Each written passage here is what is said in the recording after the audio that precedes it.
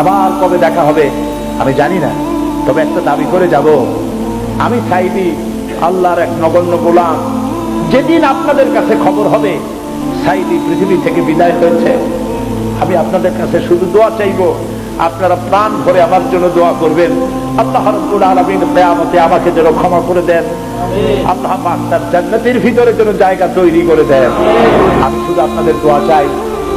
আর কিয়ামতে আমি চাই যারা আমাকে ভালোবাসলেন, যারা আমাকে মহব্বত করেন, তাদের সংখ্যা আমি জানি অনেক অনেক অনেক বেশি।